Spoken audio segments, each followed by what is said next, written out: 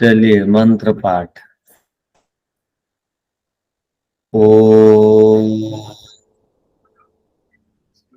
सहनाववतु सहनौ भुनक्तु सह वीर्यं करवावहै तेजस्विनावधीतमस्तु मा विद्विषावहै। ओम शांति शांति शांति।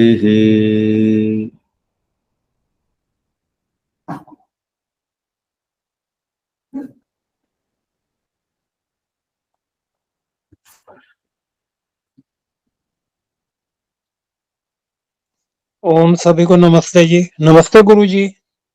तत्र अनुमान प्रकारः प्रातिलोम्येन।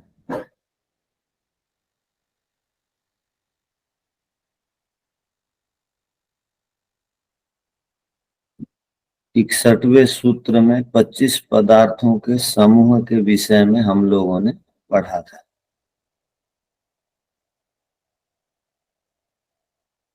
उन 25 पदार्थों में से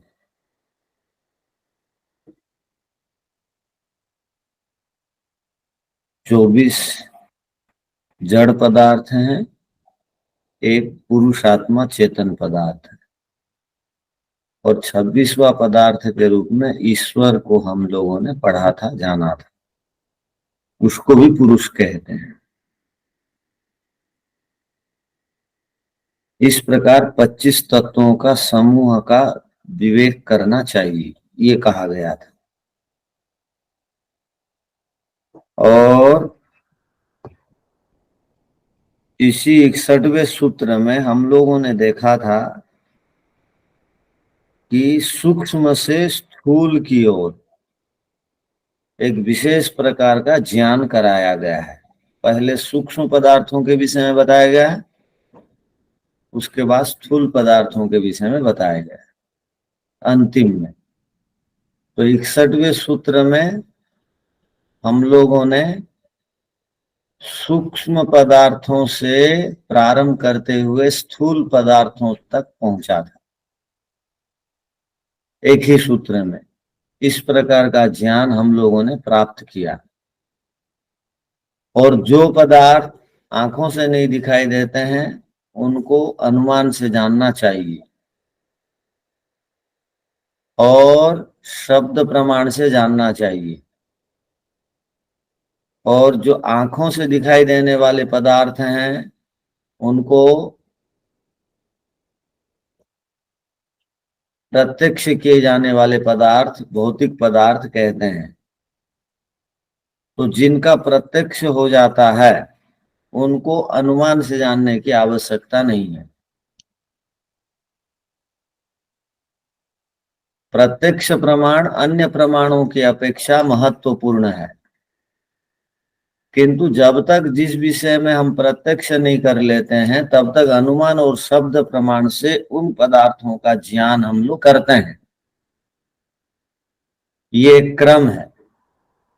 प्रत्येक पदार्थ दिखाई देंगे, प्रत्यक्ष करेंगे, तभी उनको मानेंगे। ऐसा जो बोलता और करता है, इस प्रकार विचारधारा वाला जो आदमी है वह मूर्ख कहलाता है, विद्वान की कोटि में नहीं आ सकता। क्योंकि प्रत्येक पदार्थ दिखाई नहीं देते हैं आंखों से। आंखों से दिखाई देने पर ही मैं मानूंगा, ऐसे जो कहते हैं वो नादान मूर्ख है। तो हम अब तक सूक्ष्म पदार्थों से स्थूल पदार्थों का ध्यान कर रहे थे। अब विपरीत क्रम से, प्रातिलोम्यन का अर्थ होता है विपरीत क्रम से, उल्टे क्रम से, अनुमान प्रमाण के द्वारा हम स्थूल पदार्थों से सूक्ष्म पदार्थों का ज्ञान करेंगे। अब अनुमान का प्रकार के विषय में बताया जाएगा। अनुमान करने की प्रक्रिया क्या है वो बताई जाएगी। भूमिका में यही विषय लिखा गया, तत्र अनुमान प्रकारः। 62वें सूत्र की भूमिका देखिए। तत्र अनुमान प्रकार प्रातिलोम्य न। अब अनुमान की जो विधा है वो किस प्रकार है और उल्टे क्रम से किस प्रकार हम अनुमान प्रमाण से ज्ञान को प्राप्त करते हैं, इस विषय में अब हम पढ़ेंगे। सूत्र क्या है? स्थूलात् पंच तन्मात्रस्य, स्थूलात् पंच तन्मात्रस्य, ये भी महत्वपूर्ण सूत्र है। जो मनुष्य धन वाला है उसको धनी कहते हैं, किंतु 50-100 रुपया, 200-500 रुपया जिसके पास है उसको धनी बोलेंगे? नहीं बोलेंगे, नहीं गुरुजी। नहीं बोलेंगे। जिनके पास बहुत मात्रा में धन है उसको धनी कहते हैं, और जिसका सामान्य रूप से मन स्थूल विषयों में या कभी कभार सूक्ष्म विषयों में एकाग्र हो जाता है, केवल सामान्य हो जाने मात्र से कोई योगी नहीं होता है, किंतु योगी विभिन्न प्रकार के होते हैं। स्थूल पदार्थों का जो साक्षात्कार करता है उनको भी योगी कहते हैं, सूक्ष्म पदार्थों का जो साक्षात्कार करता है उनको भी योगी कहते हैं, आत्मा परमात्मा का जो साक्षात्कार करता है उनको भी योगी कहते हैं। किंतु कभी कभार स्थूल पदार्थों में थोड़े देर के लिए मन लग गया तो योगी नहीं हो जाएगा। तथापि स्थूल पदार्थों को जो साक्षात्कार कर लेता है वो योगी ही है। 5 स्थूल पदार्थों को जो साक्षात्कार करता है वो संप्रज्ञा समाधि का प्रथम कोटि का योगी कहलाएगा, तो वो योगी हो गया। तो अब हम योगी बनने के लिए जीवन का लक्ष्य है योगी बनना और परम सत्ता को प्राप्त करना। बिना योगी बने कोई भी हम सूक्ष्म पदार्थों को या यहाँ पर लिखे गए स्थूल पदार्थों को, 24 प्रकार के पदार्थों को और 25वां और 26वां पदार्थ को भी नहीं प्राप्त कर सकते। तो पहले स्थूल पदार्थों के विषय में ज्ञान करना पड़ता है। तो स्थूल पदार्थों के विषयों में मन को केंद्रित करना ये योग का एक बड़ा लक्षण है। स्थूल पदार्थों में मन को केंद्रित कर देना ये योगी बनने की ओर अग्रसर होना है। तो हम और आप स्थूल पदार्थों के विषय में सामान्य ज्ञान जब रखेंगे तब हम उस विषय में चिंतन करेंगे कि किस प्रकार उनको हम योग के माध्यम से प्राप्त करेंगे। तो आप अनुमान के विषय में सुन रखे हैं, अनु कहते हैं पश्चात, मान कहते हैं ज्ञान को। एक पदार्थ का जब प्रत्यक्ष हो जाता है तो नहीं दिखाई देने वाला जो एक पदार्थ है वो अप्रत्यक्ष पदार्थ है। तो एक प्रत्यक्ष पदार्थ के द्वारा नहीं दिखाई देने वाला जो अप्रत्यक्ष पदार्थ है उसके विषय में ज्ञान कर लेना ये अनुमान है। तो ये अनुमान प्रमाण इसे कहते हैं। और प्रत्यक्ष प्रमाण किसे कहते हैं?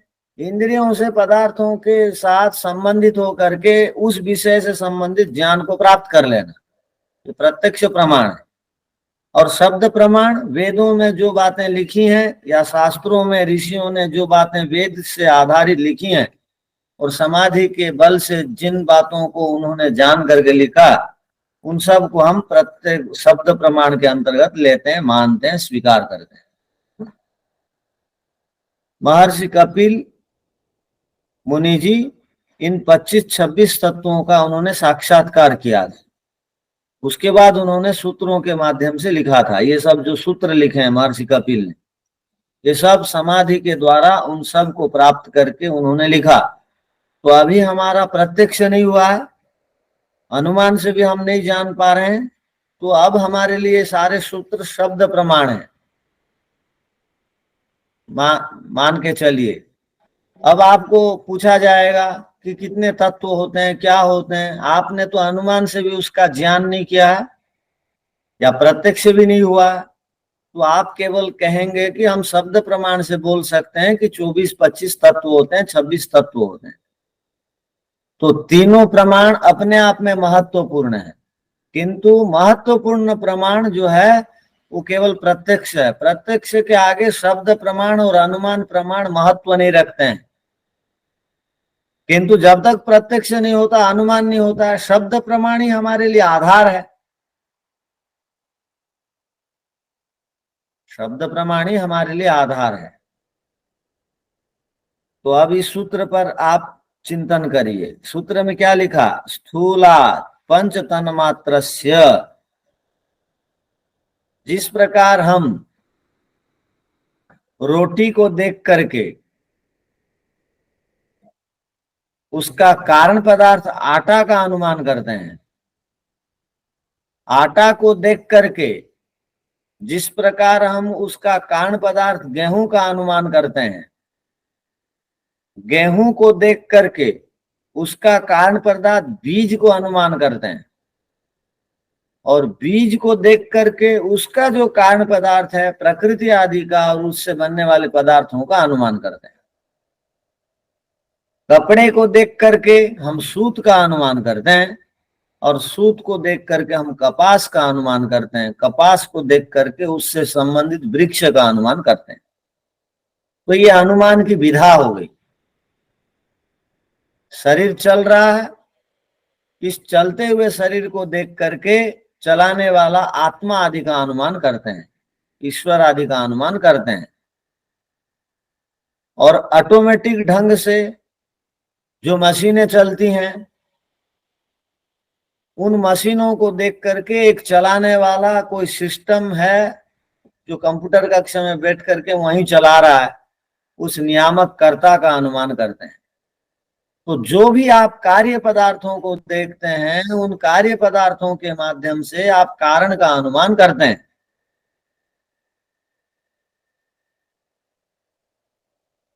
तो वैसे ही यहां पर क्या कहा गया? स्थूलात् पंच तन्मात्रस्य, स्थूल पदार्थ को देख करके उसका जो कारण पदार्थ है उसका हमको अनुमान कर लेना चाहिए। क्या बात समझ में आई?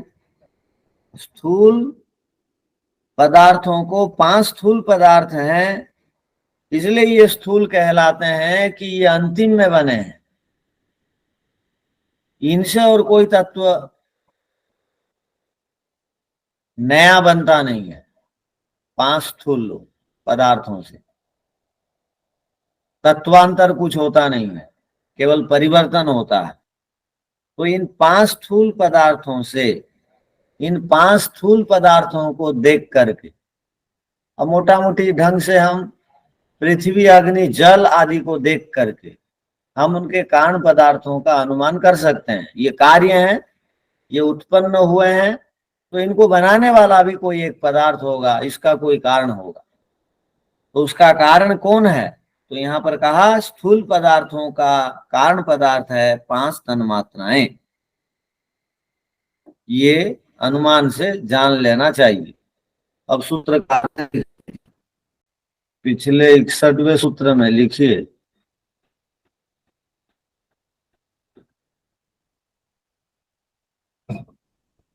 25 पदार्थों के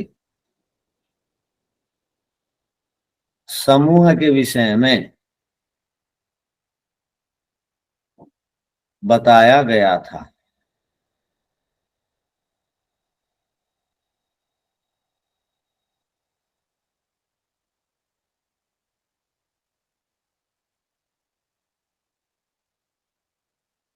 उस पिछले सूत्र में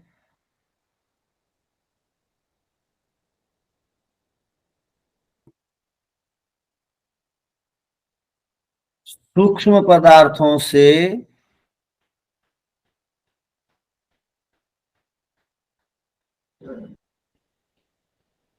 स्थूल पदार्थों का क्रमशः ज्ञान कराया गया था।